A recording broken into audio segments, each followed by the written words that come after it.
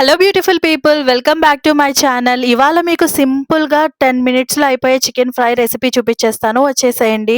Bachelors అయినా ఎవరైనా కూడా ఈజీగా చేసేసుకునే ఒక జూజూబీ రెసిపీ ఇది. రండి ప్రాసెస్ ఎలా చేయాలో చెప్పేస్తాను. ముందు చికెన్ తీసుకోండి. నేనిక్కడ హాఫ్ కేజీ చికెన్ తీసుకున్నాను. సో, మంచిగా వాష్ చేసుకోవాలి చికెన్‌ని. చికెన్‌ని ఫ్రై చేసే ముందు ఒక హాఫ్ ఎన్ అవర్ మ్యాగ్నేట్ చేసి పెట్టుకోవాలి. దీంట్లో ఉప్పు, పసుపు, కారం అలాగే అల్లం వెల్లుల్లిపాయ పేస్ట్ యాడ్ చేసుకొని మంచిగా మిక్స్ చేసుకొని ఒక హాఫ్ ఎన్ అవర్ అయినా సరే దీన్ని మ్యాగ్నేట్ చేసి పెట్టుకోవాలి.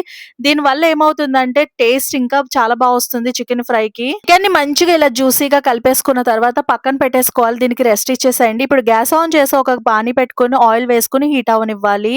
ఆయిల్ మంచిగా హీట్ అయిన తర్వాత దీంట్లో ఒక ఆనియన్‌ని కట్ చేసుకొని చిన్న పీసెస్ కింద కట్ చేసుకొని ఆయిల్ హీట్ అయిన తర్వాత ఆనియన్స్‌ని యాడ్ చేసుకోవాలి. తర్వాత దీంట్లోకి 2 పచ్చిమిర్చి చీలికలను కూడా యాడ్ చేసుకొని ఒకసారి మిక్స్ చేసుకున్న తర్వాత ఈ చికెన్ ఫ్రైలోకి కరివేపాకు మెయిన్ ఇంగ్రీడియెంట్. ఆనియన్స్ ఫ్రై అవుతున్నప్పుడు ఈ కరివేపాకును కూడా యాడ్ చేసుకొని ఫ్రై చేసుకోండి. టేస్ట్ బావుంటుంది. అలాగే అరోమా కూడా స్మెల్ కూడా చాలా బావుంటుంది.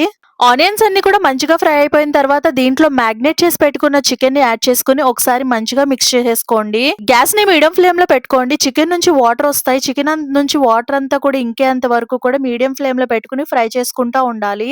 లిడ్ అనేది క్లోజ్ చేసేసి కాసేపు మగ్గనిద్దాం. ఇలా లిడ్ క్లోజ్ చేస్తూ మగ్గనిస్తూ కొంచెం కొంచెం సేపటి తర్వాత ఏం చేయాలంటే ఓపెన్ చేసి చికెన్ కలుపుతూ ఉండాలి. చికెన్‌ని మధ్య మధ్యలో అలా కలుపుతూ ఉండాలి. కలపకపోతే కింద అడుగంటేస్తా ఉంటుంది. సో, లిడ్ క్లోజ్ చేసి ఓపెన్ చేస్తూ మధ్య మధ్యలో కలుపుతా ఉండాలి. నేను పైన చూపిస్తున్న విధంగా చికెన్‌లోంచి వాటర్ అంతా వచ్చేసి అవి ఎగిరేంత వరకు కూడా ఫ్రై చేసుకోవాలి.